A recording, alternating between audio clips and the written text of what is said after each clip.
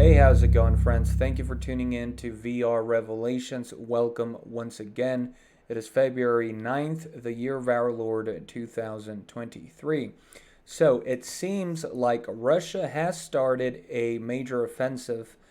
Now, is this that major offensive that has been rumored pretty much since December? That is the question. It certainly seems that Russia is pushing rather aggressively here, and we're going to be taking a look at two articles. One, of course, from War News 24/7. Again, this is a Greek website, so all the information here is translated by Google, guys. They are pretty uh, unbiased with their reports, I would say. I really haven't found any other news source that is as unbiased as War News 24/7. Usually you can detect the pro Ukrainian, pro Russian agenda in news sources. Um, and I like to, take a look at those also and then come to my own conclusion. But War News has been pretty steady in their analysis and in their information. And then we're going to be taking a look at a pro Western, pro Ukrainian news source here from The Guardian that is also reporting on this literally just today, again, Thursday, February 9th. Also, we're going to be taking a look at the map just so you know what we're talking about here when we read the article. And I just do want to mention that the Institute for the Study of War, which is a Western think tank, these people analyze the situation. They have been analyzing the situation before Russia uh, moved into Ukraine. Again, these guys are very pro-Western. They try to put uh, a positive spin on everything Ukraine is doing and a negative spin on everything that Russia is doing. But they literally just like yesterday or a couple of days ago estimated that what Russia is doing now is part of that rumored major offensive. Now, I'm not quite sure, but as we're going to read here, they are making a pretty quick advance right now, as opposed to these past couple of months where it's been rather stale on the front lines, with the exception of Solidar, of course, and now the focus on Bakhmut down here. But before we jump into the articles, what we're going to be reading about here is the eastern area over here on the map, as you can see. Let me just zoom out. So this is all the front line, as you can see here. If we zoom in to the focus of the articles that we're going to be reading, it's going to be right here in the Siversk, around the Siversk city, which you can see is starting to become encircled. Now, if you look right just to the south of this, you'll see Solidar right down here. Of course, Solidar was a major victory for the Russians. This is that Salmite city that I reported about a couple of weeks ago. The Ukrainians and the Western media were trying to deny the capture of Solidar by the Russians until it was inevitable, and now you can see this pro-Ukrainian live UA map has the Russians far past Solidar now, closer to Vasilivka over here. Of course, down to the south of Solidar, we see where the major battle and the focus of not only of both armies but of the media has been, and that is Bakhmut. Now, this is a fortress. Zelensky himself said that they're going to fight for this, that this is an impenetrable fortress, really opposing the downplaying that the Western media has been trying to do, because they're foreshadowing, as they know that Bakhmut will eventually fall here. I mean, you don't have to be a military expert, guys, to understand that if you're inside of this city right now, Bakhmut, and all of this are Russian forces, it is not a good sign to be in this pocket there. It looks like it's being swallowed up. And of course, we are expecting an encirclement of Bakhmut right there, just like Solidar. But the focus of these articles is going to be here, because for the past couple of months, this whole area has been pretty stale, and I mean, there hasn't been a major push by the Russians, but that has changed here literally within the last couple of days and hours. The Russians are making an aggressive push towards the west, and as we're going to be reading from the article, they are making a push from three axes. One from the Severodonetsk cities over here, and also from the north of Soledar. So we know they captured Soledar, but if we zoom in, they are actually pushing northwards.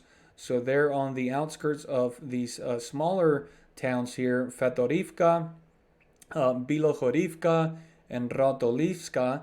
And so they're pushing northwards here, which would make it the south of Siversk. And at the same time, they're also, again, pushing from the east of Siversk, westwards in this case, from Severodonetsk.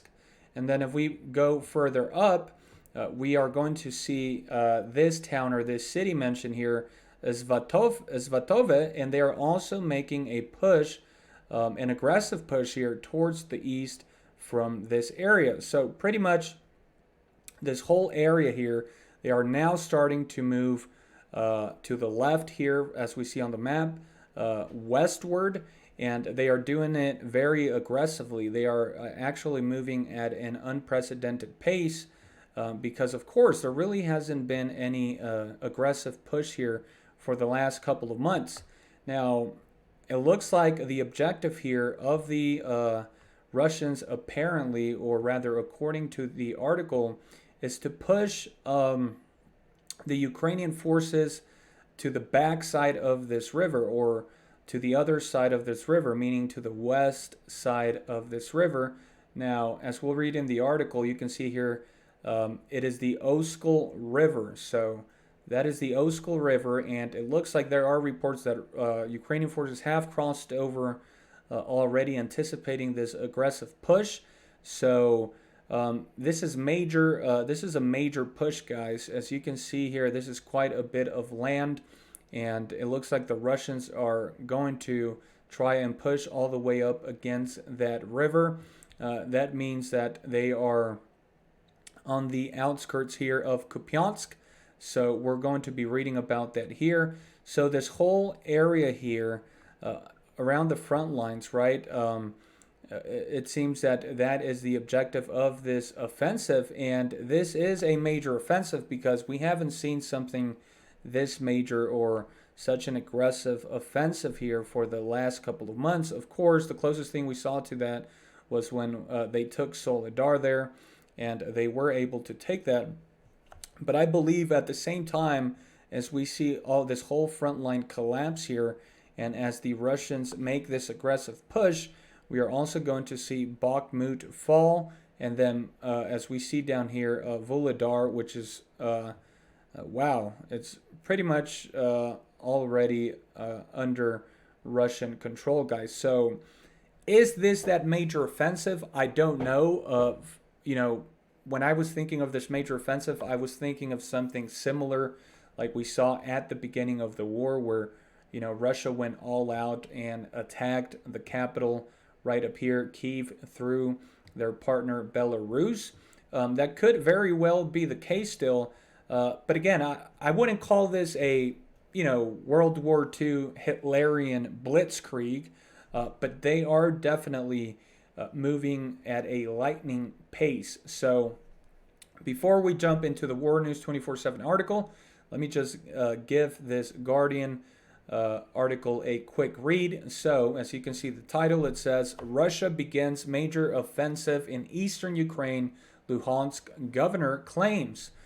Russia has launched a major offensive in eastern Ukraine and is trying to break through defenses near the town of Kremina, the governor of the Luhansk region said on Thursday. Sergei Haidai told Ukrainian TV that Russian troops had gone on the attack and were trying to advance westwards across a winter landscape of snow and forest. There had been maximum escalation and a big increase in shooting and shelling, he said. These attacks are practically a daily occurrence. We see small groups of Russian soldiers trying to advance, sometimes with the support of heavy armor, infantry fighting vehicles, and tanks, and sometimes not. There is continuous fighting. He claimed the offensive had not worked. Of course, they're going to claim that. So far, they haven't had any success. Our defenders have been able to hold them back completely, he said. Western governments believe Russia is planning a major assault on Ukraine, possibly as early as next week before the 24th of February, anniversary of its full-scale invasion. Its main goal is believed to be to capture the Donbass region, including Luhansk, which Ukraine partly controls. The timing of any attack is unknown. Ukrainian government sources say one scenario would include ballistic missile strikes on large cities, including the capital Kyiv, and an attempt to cut off the east from the country by bombing bridges and advancing in a sweeping arc from the north and south. Now that's a much larger scale than what I'm reporting on right now. So there you have it, guys. And the governor of Crimea has said that it seems that this is a large offensive here. Now, if we zoom in here, guys, again, this is Siversk right here. As you can see in the center there, you see the little cursor. Right down here is Soledar, and then right down here is Bakhmut. And Crimea is over here. This is where we just read about the forest and the snow. So as you can see here, that according to the live view map, that is under the control of Russia already. And so it seems, again, they are going to encircle Siversk. And the reason they want Siversk here is because that is going to give them another road, another access to Kramatorsk and Slavyansk right over here, which of course are objectives of the Russian special military operation. Now, let's jump right into the nitty-gritty here. It says, lightning advance of the Russians north of Soledar and east of Kharkiv. They stepped on the outskirts of Kupiansk and set up tanks in Siversk. Now, again, outskirts of Kupiansk. Here's Siversk, here's Bakhmut, Soledar. If we move up here towards the north, right up here is Kupiansk, right here, guys. So according to the article here from War News 24/7, they are on the outskirts. So you can see that live view map is being quite generous with Ukraine right now. And they usually are. So more than likely, it's true what the report is saying. They are on the outskirts here of Kupiansk. And again, the objective is to push the Ukrainian forces behind the Oksal River here. So let's go ahead and keep on reading here. It says, on the outskirts of Kupiansk, at a distance of only 8 kilometers from the city center, the Russian army is now located and continues its large-scale offensive. The Russians entered the Zenkivka settlement, occupying parts of the urban fabric. It is the first time since September that the Russian army has come so close to Kupiansk in the eastern Kharkiv region. And now the goal is to push the Ukrainians back from the Oksal River. So they want to push them back from the Oksal River. There are even reports that the Ukrainian army has begun to move artillery to the west bank of the Oksal River, suggesting that trouble awaits on the east bank. Ukrainians are under heavy pressure. Russian forces continue their multi-pronged offensive with significant advance on entire fronts in the Kupiansk region, northwest Svatovo region, Crimea region, and Siversk region. Of course, that is the area of the map that I showed you here, that governor was reporting from. This is pretty much this whole area right here around Siversk. And so, whoopsie, it continues on here. The Russian advance both north of Kupiansk and north of Soledar is aimed at capturing Siversk and opening a road to Slavyansk-Kramatorsk. For this purpose, the Russian forces are converging from 3 axes, from the Svatovo-Crimea, from the Severodonetsk-Lysychansk, and also north of Soledar. So this 3-prong attack there is coming from right down here, guys. So here is Siversk. Let me try to zoom it in a little bit more. So here's Siversk. This is what they're going for. Now, if we go to the south, we'll see Soledar right here. So one of the attacks is coming north of Soledar, so they're pushing up north of Soledar towards Siversk. The other attack is coming from the east of Siversk, right down here through Severodonetsk, and then the third axis here, or prong that they're attacking from, is from Svatove up here. So all this major push is essentially coming in the westward direction aimed at Siversk, and then also from underneath Siversk from the north of Soledar down here. And so here we have the reports. North of Soledar, Russian army forces captured Mykolaiivka and moved northwards north towards the town of Drozdolivka. Later, the Russian army and the forces of Donetsk and Luhansk made new advances south of the city of Rodolivska, while their troops began to break into the trench system constructed by the Ukrainian army. Again, we'll go back to the map. These towns they're talking about, of course, as we saw there, are north of Soledar. So right here, guys, Drozdolivska, Bicholirivka down here, and then we're going to read also about Zako Vanzeti right here. So that is what they are talking about here. Then the Russian army occupied the settlement of Zako Vanzeti and reached the Vasyukivka River. Subsequently, Russian army forces began to advance north of Zako Vanzeti towards the town of Fedorivka and west of Bilohirivka. Around Soledar, Russian forces advanced south of Blahodotne and west of the Bakhmutovka River in an attempt to encircle the Ukrainian trench system. Of great importance is the occupation of the settlement of Zako Vanzeti by Wagner. The settlement is located at a crossroads and gives the Russian army the opportunity to move in three directions. See the map at the end of the text.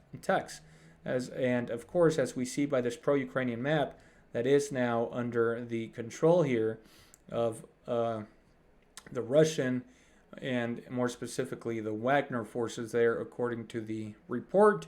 So it looks like we do have some video here of a BMPT vehicle Terminator in action on the Svatovo-Kremina axis. So again, guys, remember the Kremina region is going to be right up here. So let's go ahead and check out that video here.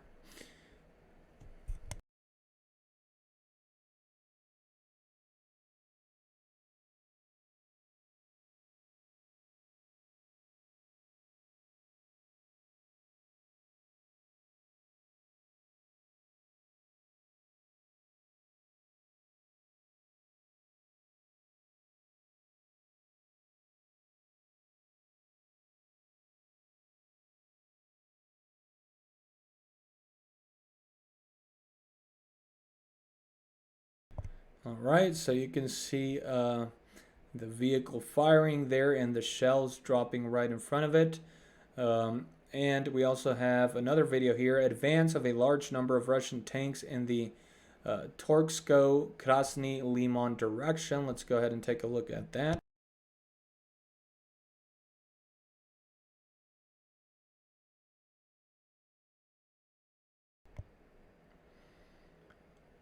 All right, so we can see the forest there, and of course it is snowy in that area there.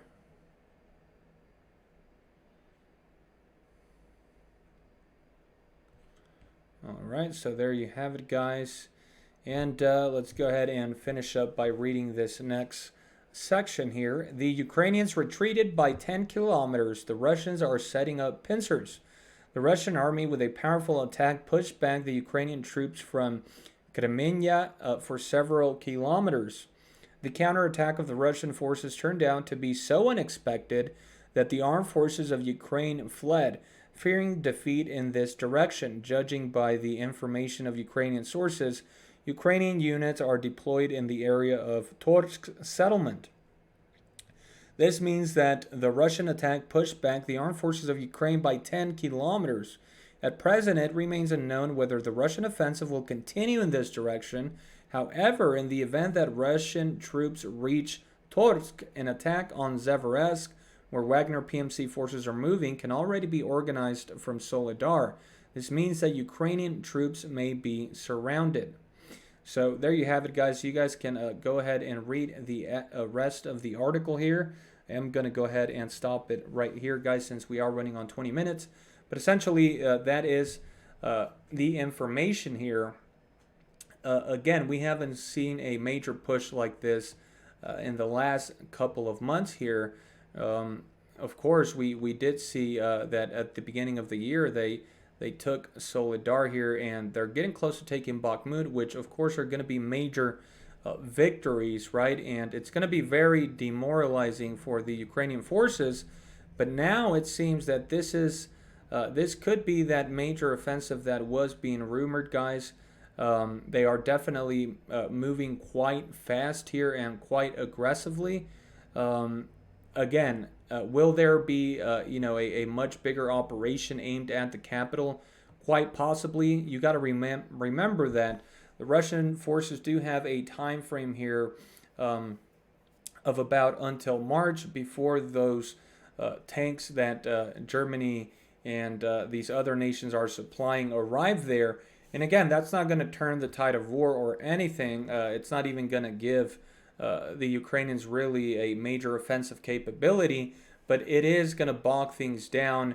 And of course, those things do have the capability of inflicting more casualties on the Russians. So you definitely want to take the opportunity when you have it. Of course, war is opportunity is a major factor in wars, and I'm pretty sure that the Russians know this, and I'm pretty sure that's why we're seeing a major push right now in that area. Again, I am expecting Bakhmut and Soledar to fall here along with this major push, and also Volodar down here. And of course, we'll have to keep an eye out on the Zaporizhia region. But yeah, they have this window before those tanks arrive. We know that there's going to be artillery in that package and all of these other weapons. We see Zelensky traveling around Europe right now asking for jets. So, I think the Russians don't want to prolong this war. There's been some reports, I think the West even accused Russia of trying to prolong this war. But Russia has accused the West of trying to prolong this. But in reality, you don't want a prolonged war right on your border, much like the United States wouldn't want a prolonged war in Mexico, right, on the border with the U.S., or in Canada on the border with the United States, because that's only going to destabilize the region, and it's just gonna open up the door to more damage into your country. So the Russians want to pretty much end this as soon as possible, definitely by this year, and they definitely want to accelerate things before that support reaches Ukraine.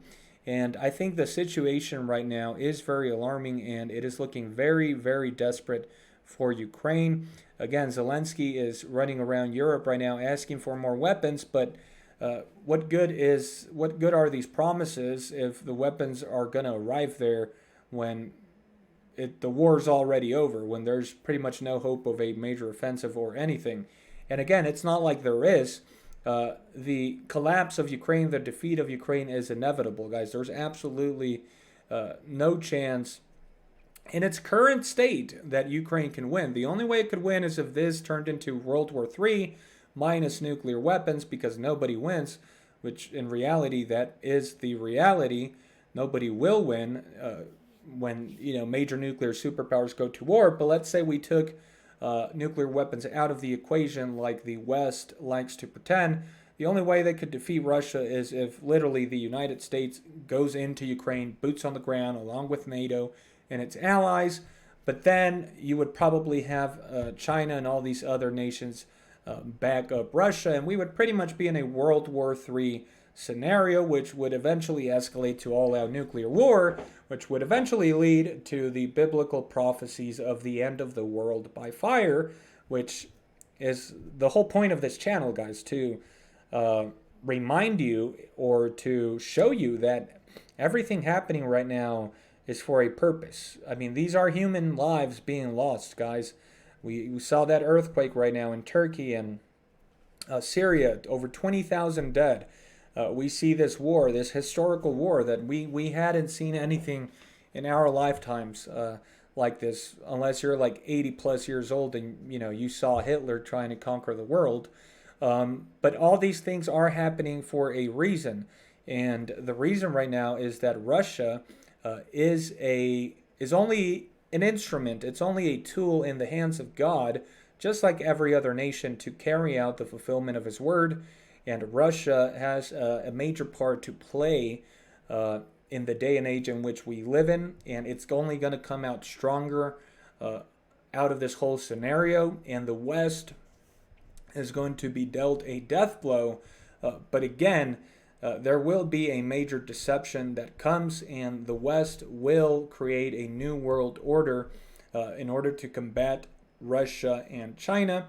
And of course, in that new world order, all its allies, all the United States allies will be on that side, and Russia and China will be on the other side. And then eventually it is going to culminate in a World War III scenario, but I don't think it's going to take place over Ukraine. So anything less than that, Ukraine has absolutely no chance of winning. It never had a chance. Zelensky got bamboozled by the West, and he's going to have that in his conscience the rest of his life. And I think when this is all over here, he's going to be hated by his own people. And I think he will eventually flee the country. As of right now, I think he's going to come back from Europe. He's going to feel good about himself and all these promises that these Western leaders made. As he sits there and watches the Russians continue to advance, wondering, and he's going to start wondering, hey, what good are all those promises if I'm still in the same situation? So, just remember, guys, the truth is stranger than fiction. Anyways, please, if you could, make sure you give this video a like. Make sure you subscribe, guys, so you can get notifications. YouTube is shadow banning, censoring, pushing these videos down. Any topic that goes contrary to the mainstream narrative, to the Western propaganda narrative, to whatever they don't like, they're going to suppress. And so make sure you give the video a like and make sure you subscribe so that you can get notifications. And also check out the links below, guys. I do have a Rumble channel that I am trying to upload all my videos to, just in case something were to happen to this channel. And also, I do want to make other videos on subjects that are related to this, and talk about things that I believe that necessarily can't be spoken on a platform like YouTube for for the fear of being canceled. So go ahead and head over to my Rumble page and make sure you subscribe to my channel there. But that's going to be it for this video, guys. Leave me your thoughts and comments down below.